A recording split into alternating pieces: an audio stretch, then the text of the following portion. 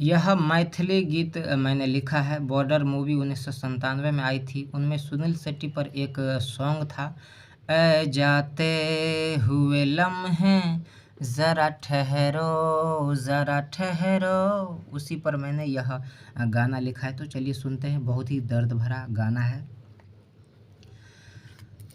कनी ओकरा कनी एकरा देला जकरा मन ते करा, कनी ओकरा कनी एकरा देला जकरा मन ते करा, छो दिल की पर शादी ई प्यार और शादी, एके गो सहै छै तोहर दर्जन छौ, और के तोरा पसंद छौ, के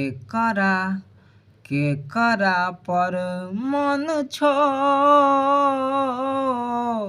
कनी ओकरा कनी एकरा दिल जकरा मन ते करा। तो यह गाना कैसा लगा कमेंट में ज़रूर बताइएगा। और अगर यह गाना आपको पूरा लिख करके चाहिए तो नीचे व्हाट्सएप नंबर है, फीस भर के यह गाना आप अपने लिए फुल लिखवा करके ले सकते हैं। तो चलिए मिलते हैं अगले वीडियो में।